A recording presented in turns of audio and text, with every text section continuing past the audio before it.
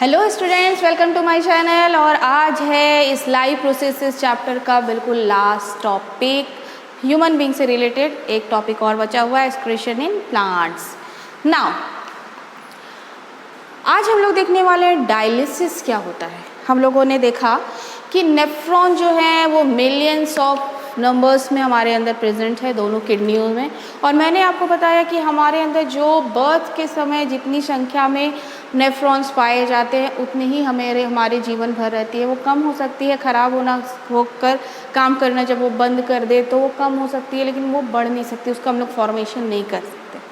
ठीक है, तो ऐसी स्थिति में जब नेफ्रॉन क्या होते हैं, ख़राब होने लगते हैं।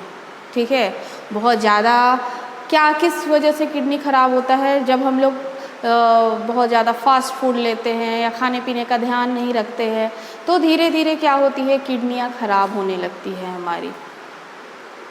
तो बहुत सारे ऐसे पेशेंट मिलेंगे आपको जिसकी एक किडनी ख़राब हो गई है तो दूसरे से काम चल रहा है। ठीक है, तो एक किडनी अगर ख़राब हो जाए तो दूसरे से काम चल सकता है, लेकिन जब लोड बहुत ज़्यादा दूसरे किडनी पे आ जाता है तो वो भी बहुत ज़्यादा दिन तक काम नहीं करती है। वैसे पेशेंट की किडनी भी क्या करती है, धीरे धीरे वो भी काम करना बंद कर देती है। ऐसी स्थिति में उस पेशेंट को बार बार हॉस्पिटल जाकर के, डॉक्टर के पास जाकर के डायलिसिस का प्रोसेस करना होता है। ये डायलिसिस है क्या?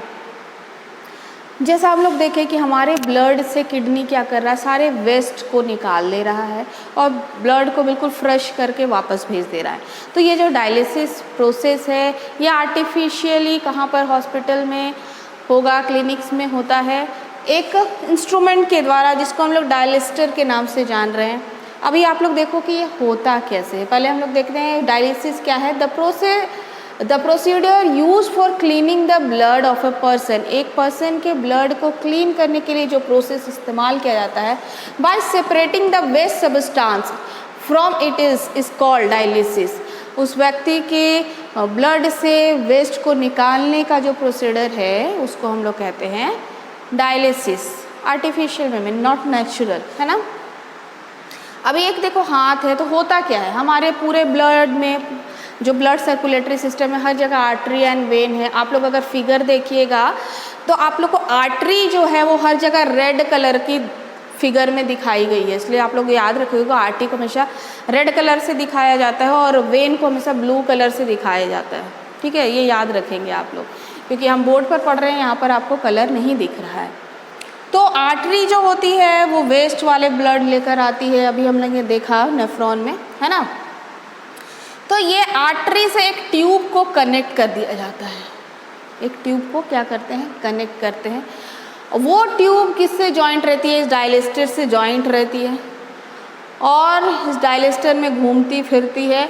और ये इस डायलिस्टर में ही क्या हो जाता है, यहीं पर वेस्ट सारा वो छोड़ती है और वापस क्लीन ब्लड फिर वेन से कनेक्ट कर दिया जाता है। क्लीन ब्लड फिर उस व्यक्ति के अंदर चला जाता है। तो सबसे पहले क्या किया जाता है, उस व्यक्ति से इसके सारा ब्लड को निकाल लेते हैं हम लोग आर्टरी के थ्रू। किस में, इस डायलिस्टर में। इस डायलिस्टर में है क्या, इस डायलिस्टर में कुछ सॉल्यूशन भरा हुआ है भाई। इस सॉल्यूशन को हम लोग कहते हैं, ये टैंक में क्या है, ग्लूकोज और सॉल्ट का सॉल्यूशन है और फ्रेश डायलिसिंग सॉल्यूशंस को डाला जाता है। मतलब कि इसमें कुछ न्यूट्रिएंट्स को डाले जाते हैं जो ब्लड में पहुंच जाने चाहिए। तो यहाँ पर क्या करता है, ये जब यहाँ से गुजरता है तो जैसे उसमें कैसे था कि वेस्ट जो है सब इस सॉल्यूशन में ये क्या करता है, छोड़ता जाता है। सब जगह से वेस्ट को बाहर निकालता चला जाता है, जितने भी तरह के वेस्ट है ये बाहर निकलता जाता है। और इस सॉल्यूशन में जो काम की चीज़ें हैं वो वापस से ब्लड में सिक्रेशन कह लो तुम लोग इसको,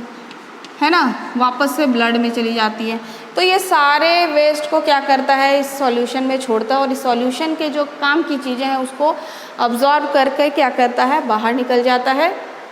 बिल्कुल क्लीन ब्लड बाहर निकला और वापस से वेन में जाकर चढ़ा दिया जाता है उस व्यक्ति के अंदर। तो यहाँ पर यूरिन का फॉर्मेशन का कोई काम ही नहीं है। बाहर निकालो भाई ब्लड वेसल्स को, वहीं से सारा वेस्ट को निकाल दो और अच्छे ब्लड को वापस डाल दो।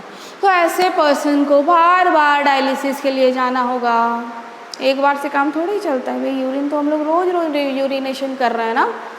लेकिन ऐसे पर्सन जो होते हैं जैसे जिसकी किडनी की स्थिति है बहुत एकदम ही काम करना बंद कर दिए तो भाई उसको तो डायलिसिस बार बार कराना होगा, और कितनी बार कराएंगे, ऐसे पेशेंट भी बहुत ज़्यादा दिन तक नहीं रह सकते। फिर एक और ऑप्शन है क्या, ट्रांसप्लांटेशन, दूसरे की किडनी लेके लगा लो, वो भी बहुत रिस्की है क्योंकि हमारा शरीर बाहर से आने वाली हर चीज़ को क्या समझता है, फॉरेन सब्सटेंस, और उसको किल कर देता है, उसको एक्सेप्ट नहीं करता हमारा बॉडी, है ना। तो अगर ऑपरेशन के थ्रू, ट्रांसप्लांटेशन के थ्रू किडनी आप लगा भी दिए हो, ठीक है, तो बाई चांस ही होता है कि बिल्कुल एक्सेप्ट कर लिया जाता है और वो पेशेंट बिल्कुल ठीक हो जाता है।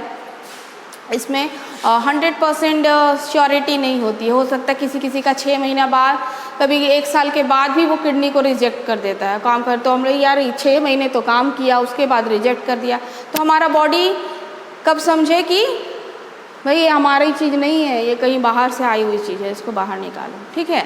तो फिर लास्ट ऑप्शन ट्रांसप्लांटेशन बच जाता है। तो किडनी को बचा के रखना है, और किडनी को बचा के रखने के लिए ज़रूरी है क्या कि हम लोग का खाना पीना बिल्कुल अच्छा हो, है ना, हम लोग बिल्कुल ही न्यूट्रिशियस फूड खाएं, बैलेंस डाइट लें, जिससे कि हमारे बॉडी का हर एक पार्ट क्या करे, अच्छे से काम करता रहे। क्लियर? सो आई होप ये डायलिसिस का प्रोसेस आपको क्लियर होगा, ठीक है। तो आज के लिए इतना ही। नेक्स्ट क्लास में हम लोग देखेंगे excretion in plants. Thank you.